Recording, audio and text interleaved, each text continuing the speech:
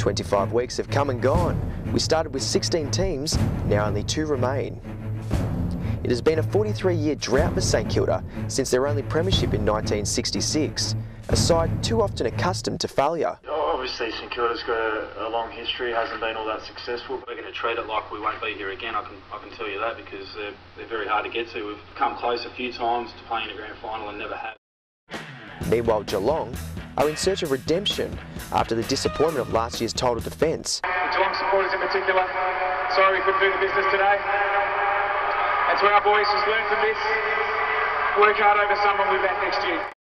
Will they make it 2 flags from 3, or will the demons of last year continue to haunt the Cats? 2 teams, 1 prize. Who will it be? Welcome to Grand Final Week 2009.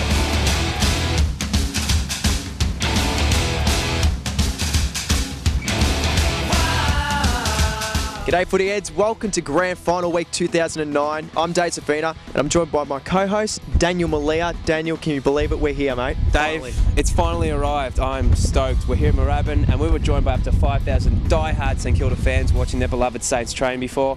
Geelong Football Club, St Kilda Football Club, the 2 best teams in the competition going head to head.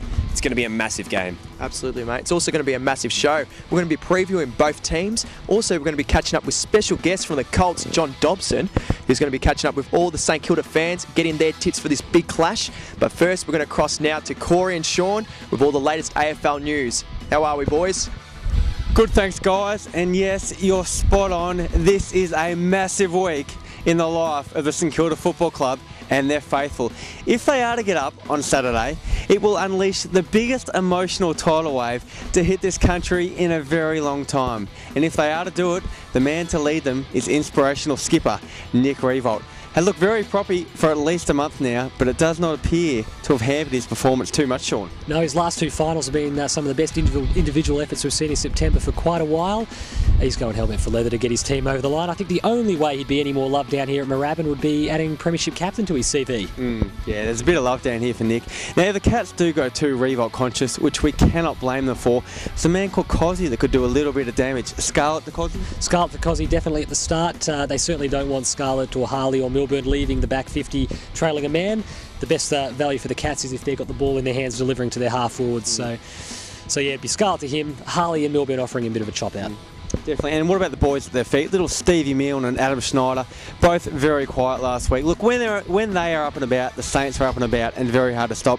You need a big game from at least 1, if not 2 of those boys. Definitely, they've had a couple of quiet finals, those 2, but as Stuart Dew showed last year, you just need a 5-minute burst to win a flag. Turn it on for a bit of a period there and you'll get your boys over the line. Schneider and Milne are both capable of doing that. And as you said, only takes one of them to step up. Definitely. Well, that's the Saints forward half. In a minute, we will delve into the midfield battle. But before we do, it's James with the injury report. The build-up to this year's grand final couldn't be any bigger for the fan faithful down at Moorabbin. A crowd of 10,000 fans gathered inside Linen House Oval to watch their team's last open training session for the season. Nick Riewoldt trained lightly, and despite suffering from a troubled knee in last Friday night's final against the Dogs, the captain announced that there's nothing to worry about. Having played such a prominent role already in this year's final series with 9 goals to his name in 2 games, Riewoldt denied that the hopes of the team rests on his shoulders. Lenny Hayes and Nick Del Santo received rousing applause as they hit the field, both players savouring the moment, knowing grand final day doesn't come along very often. While he may be a club hero, defender Max Hudgton will be almost a certainty to miss this week's grand final, as Zach Dawson's consistent run of form at full back, along with having played all 24 games for the season, has ensured his position in the side is safe. A similar story can be said for the Cats, with coach Mark Thompson admitting that his side will be chosen on matchups, not sentiment, with forward Matthew Stokes the likely member to be left out of the Geelong lineup. Stokes withdrew from last week's prelim final against the Pies, which has now put heavy doubts over him retaining his spot in the side. And while the Cats will be out to stop Riewoldt, St Kilda will be doing everything they can to stop star midfielder Gary Ablett from firing. The 2009 Brownlow medalist saying he'd trade in his Charlie for the expense of winning another premiership title. Finally, the forecast says rain is to be expected this weekend, but both teams are well aware that excuses can't be made on Grand Final day. It's simply a do-or-die situation. Geelong will be out to erase the pain of 2008, while St Kilda looks to put a 43-year premiership drought behind them.